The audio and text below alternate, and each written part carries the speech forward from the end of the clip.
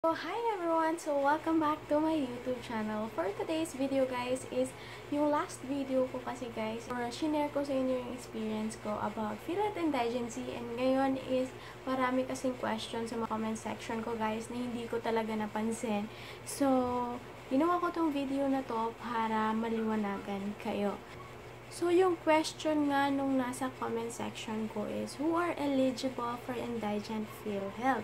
So, sino nga ba yung eligible dito? So, based on my research, guys, is yung mga eligible for indigent PhilHealth is yung mga no visible means of income or whose income is insufficient for family subsistence, as identified by the Department of Social Welfare and Development or DSWD based on a specific criteria. So, yun yung sabi dito sa research. So, sino-sino po ba yung mga qualified as indigent, guys? Sabi dito is under the indigency test, the applicant must show that his/her individual net income does not exceed the following. Number 1 is if residing in Metro Manila whose individual net income does not exceed 14,000 a month. Tapos, number 2 is residing in other city whose individual net income does not exceed to 13,000 a month. So, next question, guys, is who will issue certificate of indigency? So, merong nagtanong kung DSWD ba yung mag-i-issue ng certificate of indigency or dun ka ba unang pupunta? No, guys, hindi kayo pupunta. Unang-una is hindi kayo pupunta sa DSWD. So, yung first na pupuntahan nyo talaga is yung barangay ninyo. Kasi dun kayo hihingi ng certificate of indigency, tapos dun pa kayo pupunta sa DSWD pagkatapos sa barangay.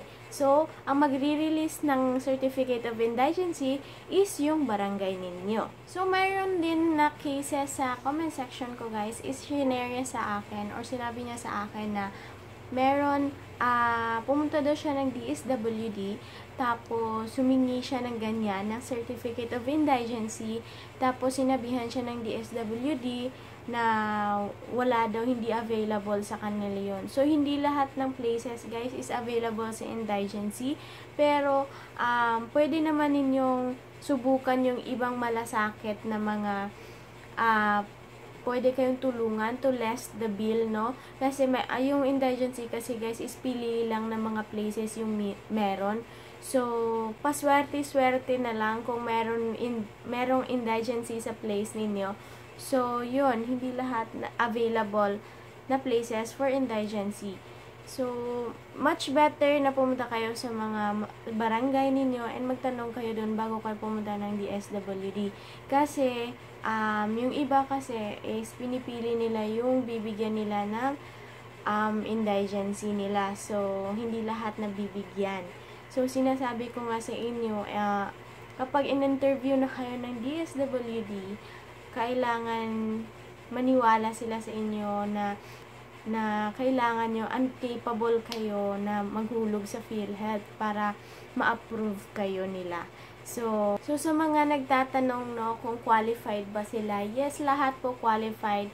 At yung mga PWD, guys, is very qualified for PhilHealth indigency kasi yun talaga sila yung mga priority nila, yung mga PWD. And yung mga senior citizen and mga kasambahay, ganun.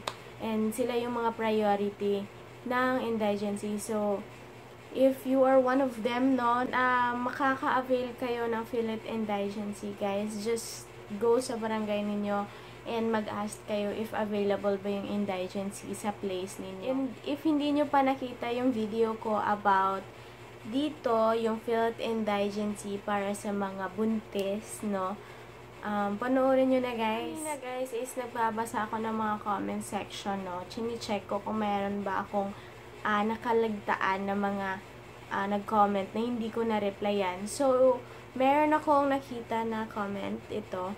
So, nakita ko tong comment na to and yung concern niya is meron daw siya, pumunta siya ng DSWD tapos binigyan niya yung papers na certificate of indigency niya.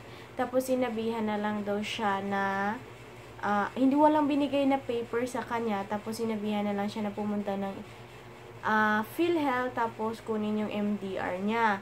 So, yung explain ko naman sa kanya is yung based sa nangyari sa akin, no, nung pumunta ako doon sa DSWD, is meron akong binigay na papel, tapos in-interview nila ako, tapos marami silang tanong about income.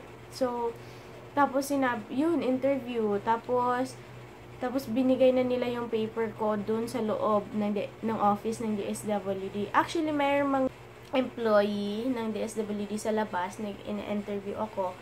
Tapos, pinapasa nila yung paper ko sa loob. Tapos, maghihintay lang ako ng ilang minutes. Tapos, binigay nila ulit sa akin yung papel. So, nandun na yung paper ko, yung mga information ko. Tapos, yung binigay na lang sa akin is isang papel. Tapos, mayroon nakalagay na check at incapable ako na maghulog ng PhilHealth. So, yun yung binigay ko dun sa PhilHealth office. Tapos, dun ko kinuha yung MDR ko. So, automatic kasi pala na kapag nandun na yung pangalan mo sa DSWD, automatic na siya na indigent ka na pagdating mo sa PhilHealth office. So, tapos, yun, pinabalik ko na lang yung partner ko doon nung nanganak na ako. So, yun. So, hindi ko alam kung ano yung instruction sa'yo sa DSWD nyo dyan. But, for me, no, sundin na lang natin yung instruction nila. Kasi, paiba-iba kasi yung instruction ng every places. Kung ano yung instruction nila sa'yo, sundin mo na lang. Kasi baka yun naman yung way nila dyan. So, iba din yung way namin dito. So, yun. So, sana may natutunan kayo sa video ko, guys. Thank you for watching, and please like and subscribe to my YouTube channel, guys. And comment kayo kung anong next video na gusto niyong panoorin. Bye!